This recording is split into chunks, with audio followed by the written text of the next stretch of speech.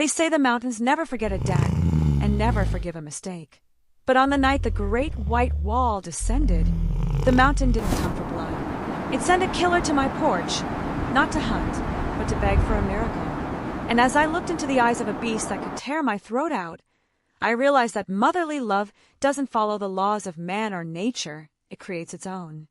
The silence in the high Sierras isn't like the silence of a room. It's a living thing, heavy and cold, pressing against the windows of a cabin like an uninvited guest. For Silas Thorne, that silence had been his only constant companion for 3 years, ever since the cancer took Elara. Silas was a man carved from old oak and granite.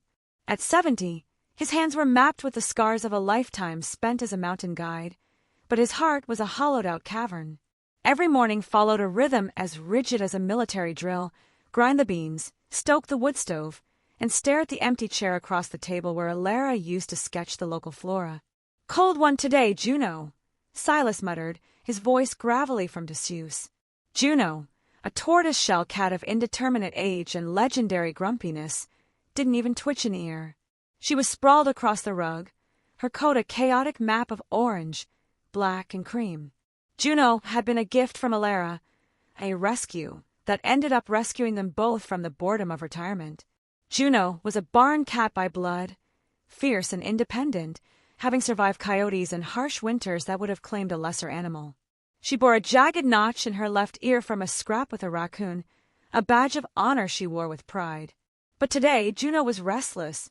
She didn't stay on the rug. She paced the length of the kitchen, her tail twitching in a rhythmic, agitated beat. She stopped at the back door, letting out a low, guttural growl that Silas had never heard before. "It's just the wind, girl," Silas said, though he knew better. He looked out the window. The sky was the color of a bruised plum. The white wall, a legendary storm front that rolled off the peaks, was moving in. It was an unseasonal monster, a blizzard born of a freak pressure drop. By noon, the world outside had vanished. The pine trees, usually sturdy sentinels, were bent double under the weight of the flash freeze. The wind howled through the eaves, a mournful sound that seemed to call out Elara's name. Silas sat by the fire, nursing a tin mug of coffee, but his eyes kept drifting to Juno. The cat was no longer at the door. She was at the window, standing on her hind legs, peering into the swirling white chaos. Then, she did something unthinkable. She let out a sharp, demanding yowl and began scratching at the heavy oak door. "Juno, don't be a fool. You'll freeze in seconds," Silas warned. But the cat was possessed. She threw her weight against the door, her fur standing on end, her eyes wide and glowing like amber coals. She wasn't asking to go out. She was demanding it. Against his better judgment, Silas stood up. He pulled on his heavy wool coat, the one Elara had patched a dozen times, and stepped into his boots. "Fine. But if you get lost, I'm not digging you out until spring." The moment he cracked the door, the mountain roared in. A freezing gale nearly ripped the hinges off. Snow blinded him instantly, stinging his eyes like needles. Juno didn't hesitate. She vanished into the white before Silas could grab her. "Juno, get back here." Silas stepped onto the porch, his hand gripping the railing. He couldn't see his own feet. He whistled, the sound swallowed by the storm. He was about to turn back when he heard it, a sound that cut through the wind. It wasn't a cat's meow. It was a high-pitched, chirping whistle, urgent and terrified. He followed the sound toward the woodpile at the edge of the porch. There, huddled in the gap between the logs and the house, was a sight that made Silas's breath catch in his throat. Juno wasn't fighting. She was curled in a tight, protective circle around a ball of wet, shivering fur. At first, Silas thought she had found a stray kitten. But as he knelt, his knees protesting the cold, he saw the oversized paws, the tufted ears, and the unmistakable spotted coat of a mountain lion cub. A cougar. The kitten was no bigger than Juno, but it was a predator of the high peaks. It was drenched, its ribs heaving with shallow, panicked breaths. Juno was licked the ice from the cub's ears, her rough tongue moving with the same rhythmic grace she used to use on her own kittens a decade ago, the ones that hadn't survived the Great Fire. "Lord have mercy," Silas whispered. He knew the law of the woods. You don't interfere. A mother cougar is a ghost of death, and she wouldn't be far behind. But as he looked at the cub, He saw its eyes, a pale, milky blue, wide with the universal fear of the dying. And he saw Juno. The old cat looked up at Silas, and for the first time in his life, he saw something in an animal's eyes that looked like a plea. "Help me save this. If I do this, Juno, we're both dead," Silas said to the wind. He reached out. He expected the cub to hiss, to claw, to fight. Instead, it simply tumbled toward the warmth of his hand, its tiny body vibrating with a bone-deep shiver. Silas scooped up the cub and Juno in one move, tucking them both inside his oversized coat against his chest. He retreated into the cabin, kicking the door shut against the blizzard.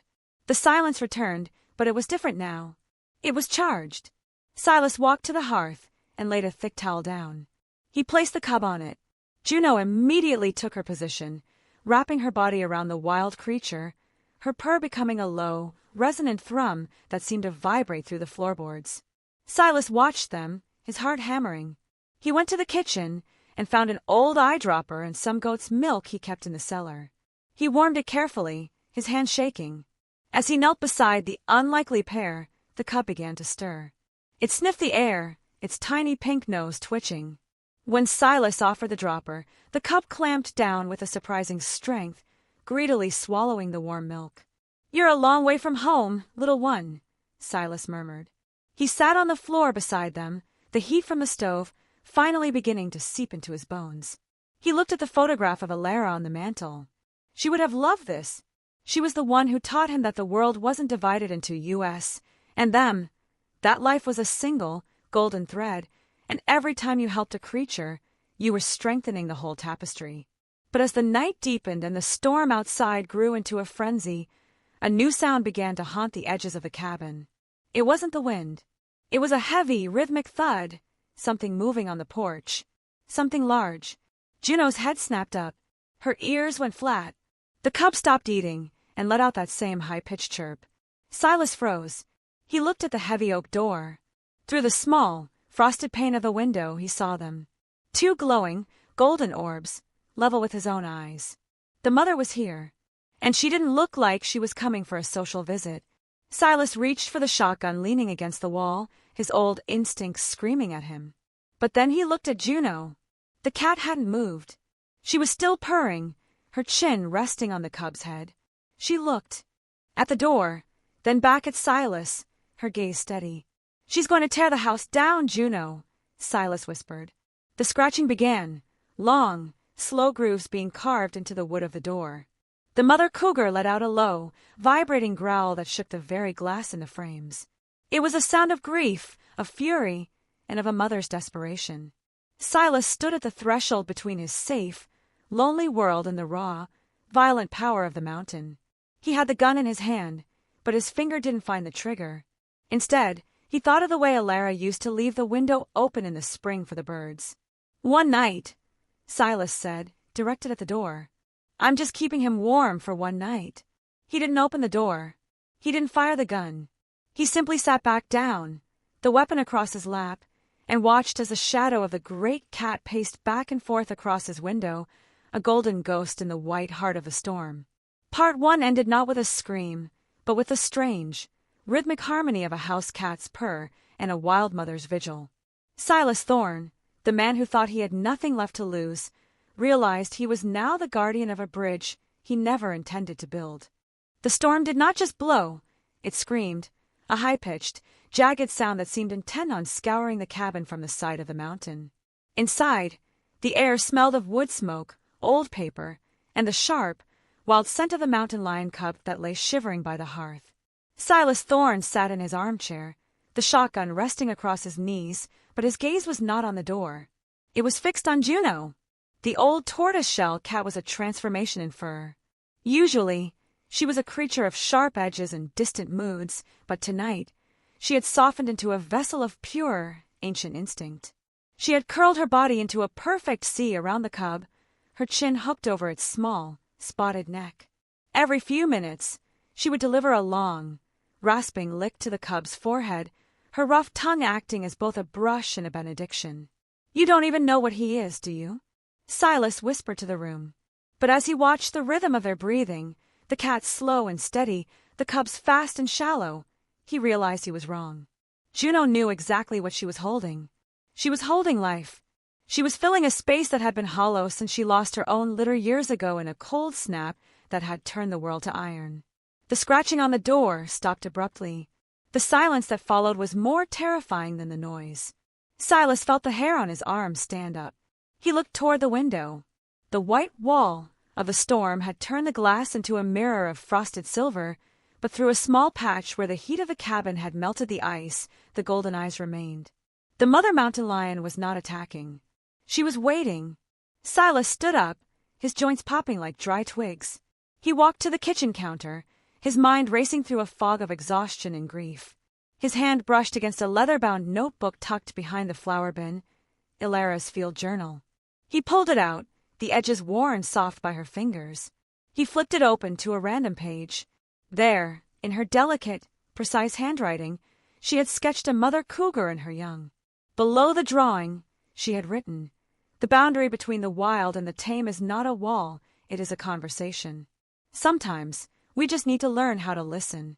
A lump formed in Silas's throat that felt like a stone. For 3 years, he had been a man who had forgotten how to listen to anything but his own loneliness. He had moved through his days like a ghost haunting his own life, performing the rituals of survival without the spark of purpose. He looked back at Juno and the cub. The cub had finally stopped trembling. It had burrowed its head into Juno's belly, seeking a warmth that was not its birthright but was being given freely nonetheless. Suddenly, a massive thud shook the cabin. A heavy branch, weighted down by ice, had snapped from the great pine near the porch and crashed against the roof. The sound was like a gunshot.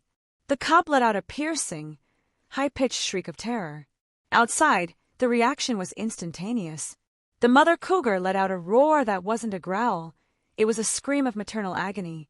She threw her weight against the door with such force that the heavy oak frame groaned and splinters of wood flew into the kitchen. Silas grabbed the shotgun, his heart hammering against his ribs like a trapped bird. "Easy, girl.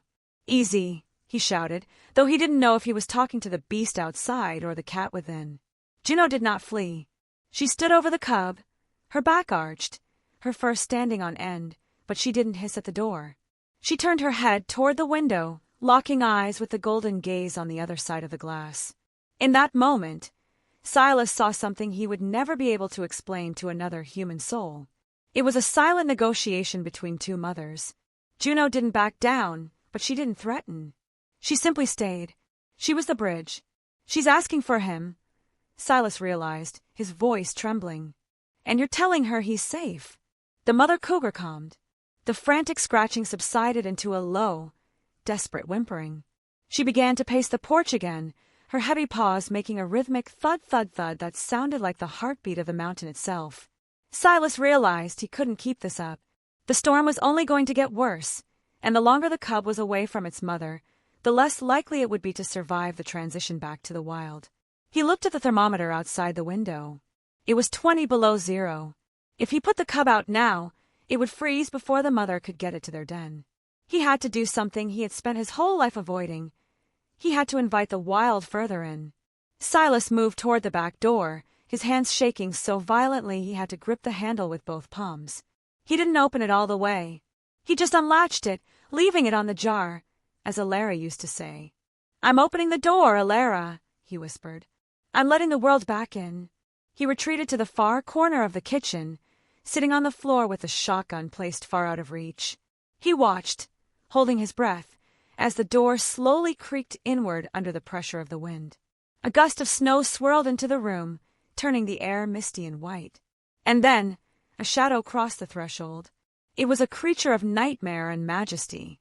The mother cougar was larger than Silas had imagined, her muscles rippling under a coat that looked like liquid gold in the dim light of the wood stove.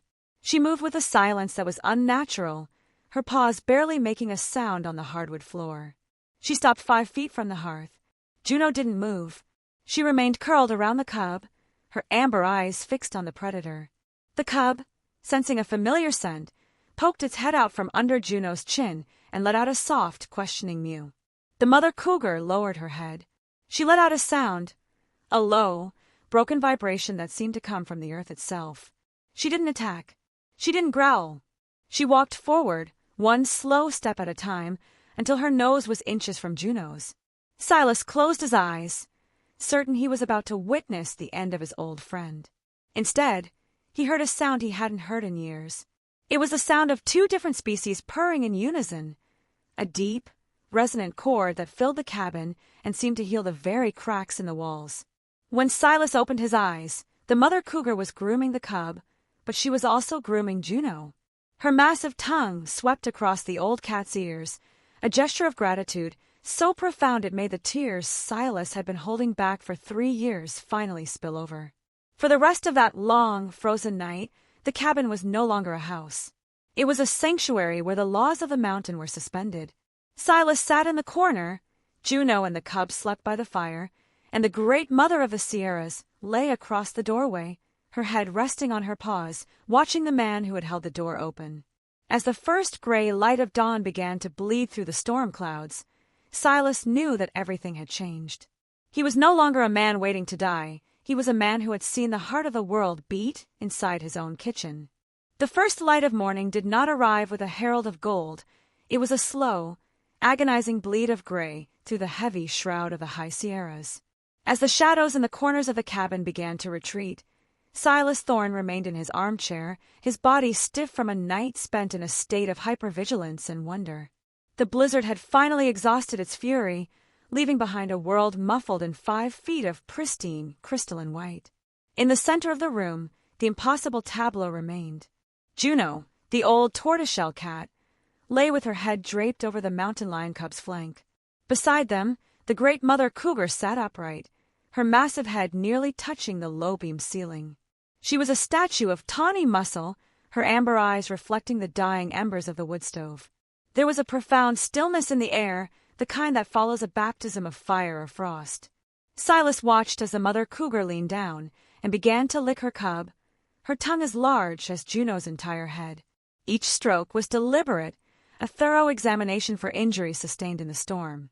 When she was satisfied, she turned her attention to Juno. The predator delivered one final, slow lick across the old cat's ears, a gesture of recognition and gratitude that passed between two beings who understood what it meant to love something they could not keep safe alone. "Time to go home," Silas whispered, his voice cracking like dry parchment. He stood up, his knees protesting the cold, damp wood of the floor. He walked to the door, which was still slightly ajar from the night's strange invitation. As he pushed it wide, the sub-zero air rushed in, smelling of frozen pine and the sharp, clean scent of the high peaks. The mother cougar rose with liquid grace. She did not hesitate. She gripped the cub gently by the scruff of its neck, the kitten going limp in that instinctive surrender that newborns know without being taught. She paused at the threshold, her eyes meeting Silas's one last time. In that gaze, Silas didn't see a beast. He saw a mirror of his own survival. Juno walked with them to the porch. She didn't try to stop them, nor did she hide. She sat on the frozen wood, her tail curled tightly around her paws, watching as the great cat stepped into the deep snow. The mother cougar moved with a strength that made the mountain seem small, carving a path toward the tree line. Silas stood on the porch, his old sweater growing heavy with the moisture of his own breath. He watched until the golden shapes dissolved completely into the shadows of the pines, leaving no trace except the deep tracks in the damp earth and the memory of their presence. The house felt larger when they were gone. Not physically, but in the way silence expands to fill spaces once occupied by something vital. Yet, the silence was no longer heavy.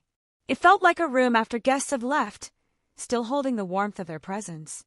Silas returned to the kitchen and performed a ritual he hadn't truly felt in years. He brewed a pot of coffee, the steam rising in a cheerful plume. He found himself humming a tune Elara used to sing while doing the dishes, a melody that felt like a conversation with a ghost. He looked at the spot on the rug where the animals had lain. A few tufts of tawny fur remained, caught in the weave of the carpet. He reached down and picked one up, feeling the coarse texture between his fingers. It was real. It hadn't been a dream conjured by loneliness and grief. "You did good, Juno," he said, reaching down to stroke the cat's notched ear. Juno responded with a slow blink, then walked straight to the crate Silas had used to house the cub, curling herself there as if to hold onto the lingering scent of her temporary child. That afternoon, Silas went to his desk and pulled out an old recording device Elara had given him years ago. She had wanted him to record the sounds of the mountain, the rain, the birds, the wind in the trees. For 3 years, it had gathered dust, a relic of a life he couldn't bear to remember. Today he switched it on. "Today is the 27th of December, he began, his voice steadier than it had been in months. "A storm came. A predator followed, and my house became a crossing point between two worlds. I learned that love does not require keeping. Sometimes, the deepest care is knowing when to open your hands." He walked to the window and looked out at the forest. The boundaries he had imagined between himself and the wild felt porous now, like a membrane allowing movement in both directions. He realized he was no longer just a lonely man waiting for the end. He was part of the ongoing work of the world, the work of sheltering, of letting go, of being the space between one danger and the next stretch of safety. As the sun began to set, casting long, violet shadows over the snow, Silas picked up his harmonica. He played a few notes, letting the music drift out into the trees. He wasn't sure if the cougar could hear him, or if she would even remember the man in the cabin. But as he sat in his armchair, Juno purring like distant thunder at his feet, Silas Thorne finally slept without the weight of the mountain on his chest. He slept with the peace of a man who had been found. The spring thaw in the high Sierras arrived not as a whisper, but as a riot of sound. The great white wall of winter began to weep, sending torrents of meltwater down the granite faces, filling the dry creeks with a reckless, icy energy. For Silas Thorne, this season had always been a reminder of what was lost, the time when Elara would traditionally plant her seedlings in wooden crates. But this year, the silence of his cabin was replaced by a new rhythm. Silas had changed. He no longer moved through his routines like a man play-acting at life. He opened his windows more often, even when the mountain air held a bite, wanting to hear the forest more clearly. He had become a guardian of a threshold, a man who understood his role was not to own the land, but to keep the space between the wild and the tame safe. Juno, too, seemed realigned.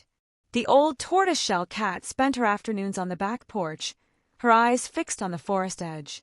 She wasn't searching for a fight.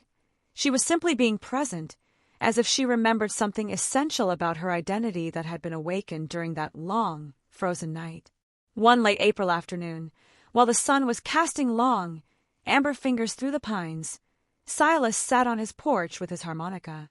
He played an old folk tune Elara used to sing, letting the notes float among the trees as a conversation with the ghosts of his past. Suddenly, Juno went rigid. Her ears rotated fully forward, capturing a sound Silas's aged ears couldn't yet detect. A few seconds later, it came, a soft, high-pitched chirp, followed by the displacement of wet leaves. From the shadow of a massive cedar, a young cougar emerged. It was significantly larger than the shivering ball of fur Silas had carried inside months ago. Its legs were longer, its movements more coordinated, but the markings on its coat were unmistakable. It stopped at the wooden fence that marked the boundary where the yard ended and the wildness began. The young cat looked at the porch, its gaze passing over Silas and settling on Juno. There was no fear in its eyes, only a quiet, steady recognition. "Well, look at you," Silas whispered, his voice rough with emotion. "You grew up." The young cougar didn't approach the house, but it didn't flee either. It sat down, mirroring Juno's posture on the porch. For a long moment, they regarded each other across the distance, two beings sharing the same landscape, neither threatening nor threatened. In that silence, a wordless confirmation passed between them. "I remember. You remember." But the reunion was short-lived. From deep within the forest, a different sound erupted, a low, guttural snarl that made the hair on Silas's neck stand up. It wasn't the mother's protective call. It was the sound of a large male cougar, a tame, announcing his territory with a violence that suggested he was not interested in sharing. The young cub went flat against the ground, its ears pinning back in an instinctive defensive response. The mother appeared seconds later, emerging from the brush with her teeth bared. She was lean, her ribs showing from a hard winter, and she stood between her cub and the invisible threat in the trees. Silas realized with a jolt of panic that the threshold he had built was under attack. The male was pushing the mother and cub out of their territory, and they had retreated to the only place they felt a strange, improbable sense of safety, his backyard. "Juno, get inside," Silas commanded, but the cat didn't move. She stood her ground on the porch, a tiny parenthesis of warmth against a coming storm of teeth and claws. The forest edge exploded. A massive male cougar, scarred and heavy-set, lunged from the shadows. The mother met him with a scream that sounded like a woman in agony. They were a whirlwind of tawny fur and fury, a raw display of nature's indifference to the small lives caught in its path. Silas grabbed his old recording device, the one Elara had given him to remember the sounds. He didn't know why, but he hit the play button on a recording he had made during the blizzard. The speakers of his small, battery-operated player hissed to life, filling the yard with the sound of his own harmonica playing and, more importantly, the loud, booming sound of his own voice from that night. "I am only keeping your child safe until you can take them home." The sound of a human voice, amplified and distorted, acted like a physical barrier. The male cougar broke off the attack, his ears swiveling toward the porch. To a wild animal, the voice of a man is the sound of the ultimate predator, a ghost that brings fire and noise. The male hissed once, a sound of frustrated dominance, then turned and vanished back into the deep green darkness of the forest. The mother cougar stood panting, her shoulder bleeding from a shallow scratch. She looked up at Silas, then at the recording device. There was no gratitude this time, only the weary alertness of a creature that knew the world was always trying to take what she loved. She nudged her cub, and together they retreated toward the trees. But before they disappeared, the mother stopped and looked back at the old man and the old cat. It was a brief, piercing glance that confirmed Silas was no longer invisible. He had participated, however briefly, in the ongoing work of the world. As they vanished, the yard felt emptier, but Silas didn't feel the old coldness of grief. He felt the texture of a life that was finally real. "We're a team Juno," he said, sitting back down. "We're the space between one danger and the next stretch of safety." But as the sun dipped below the horizon, Silas noticed a new track in the mud near the porch. Not a cougar's paw, but the heavy, treaded print of a boot. Someone else had been watching the mountain. The heavy, treaded boot print in the mud was a violation. It didn't belong to the rhythm of the mountain. It was a mechanical, cold intrusion into the sanctuary Silas had spent months cultivating. Silas stood on his porch, the morning light sharp and unforgiving, looking at the mark left by someone who didn't understand that this house was no longer just a shelter for a lonely old man. It had become a crossing point, a place where the wild and the domesticated held a fragile peace.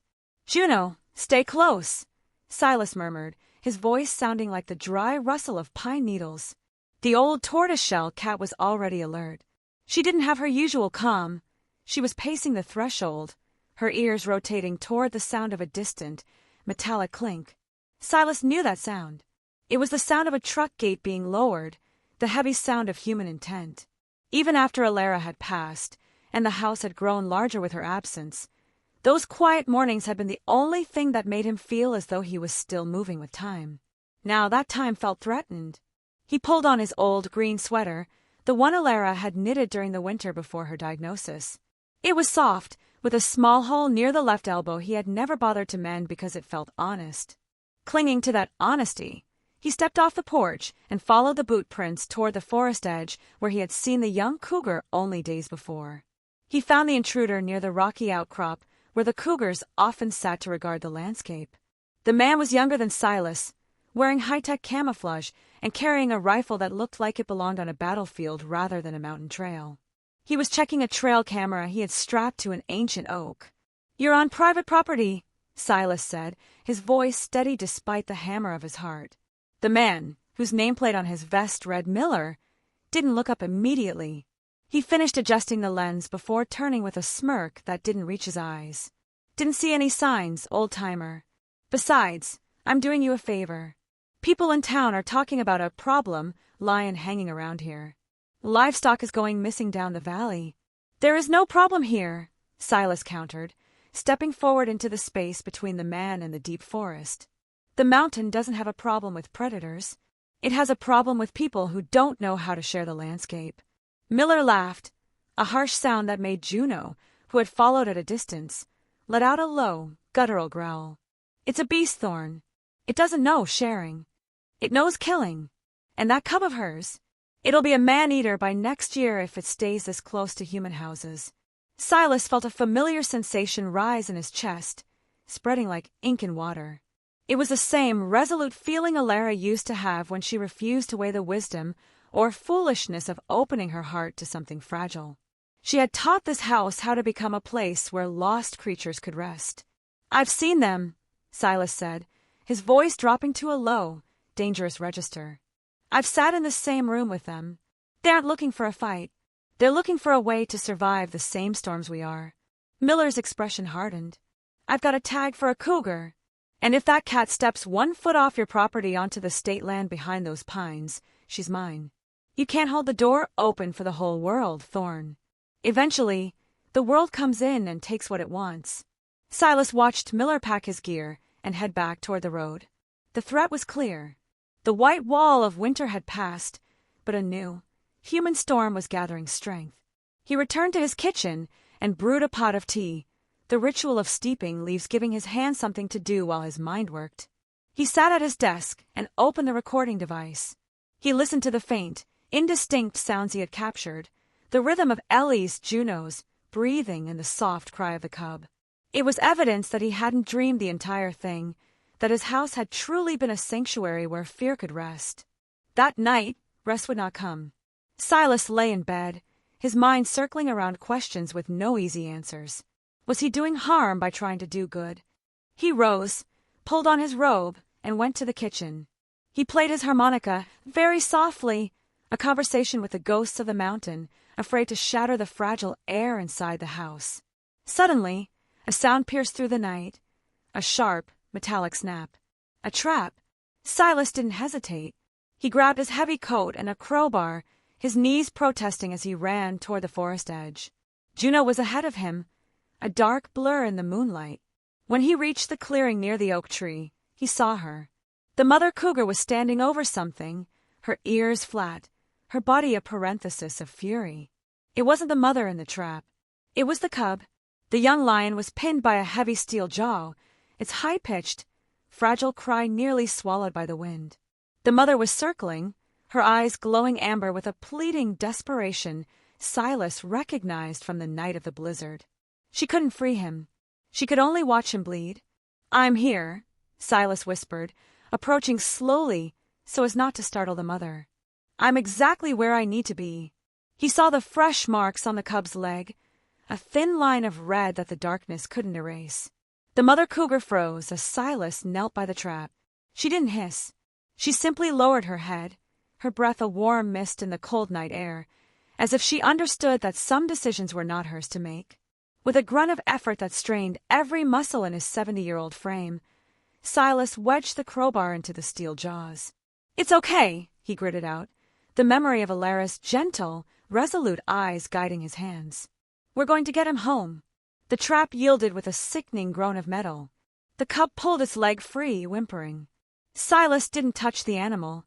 He simply stepped back, making himself visible, his intentions clear through the universal language of stillness. The mother moved in instantly. She didn't attack Silas.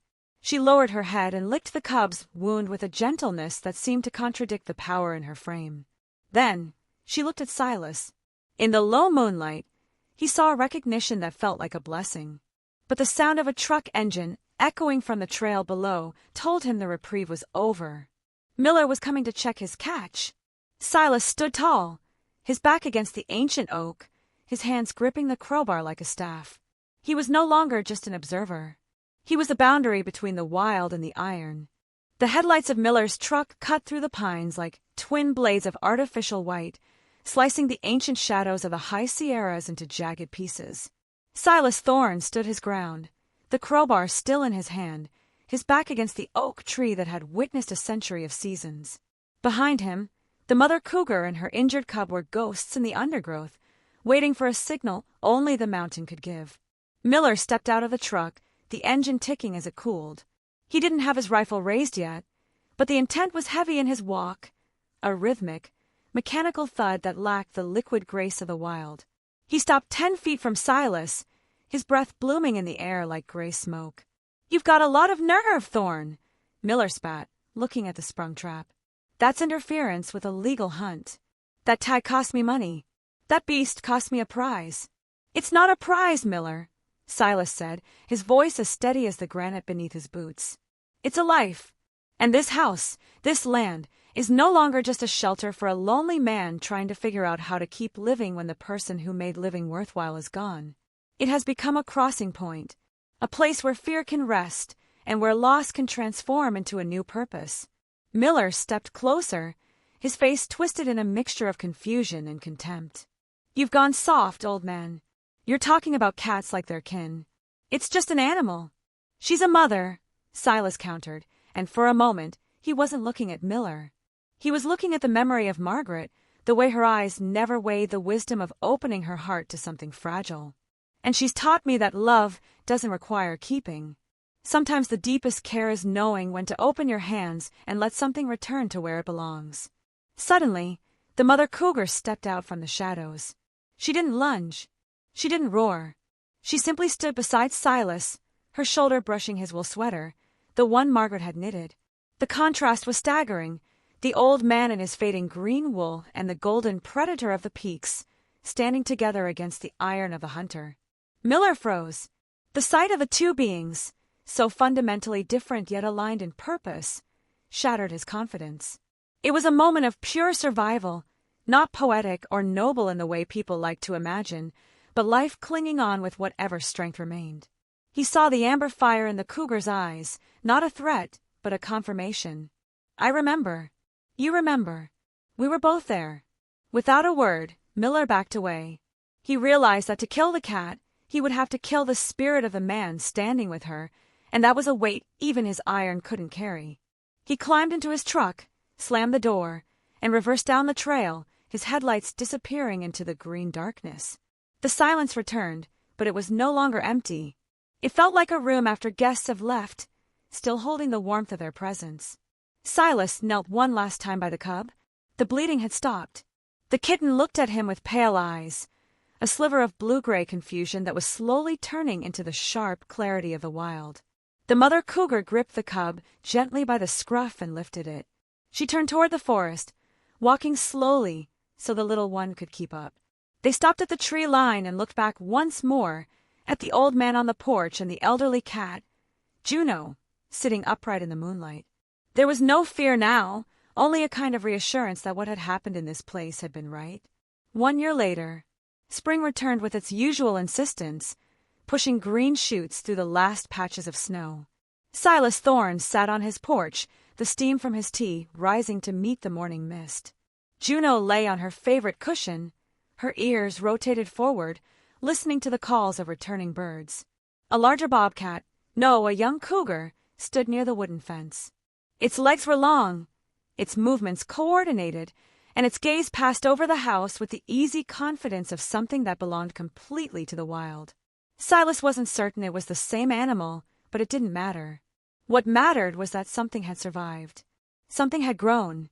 Silas picked up his harmonica and played a soft, melodic tune. He no longer felt invisible. He understood with complete clarity that he was exactly where he needed to be, not alone, but a small part of something much larger, something that would continue long after he was gone. Every rescue begins with a heartbeat that refuses to give up. Silas closed his eyes and listened to the breathing of the house, the breathing of the forest, and his own heart, steadier now than it had been in years. The bridge was open, and it was enough.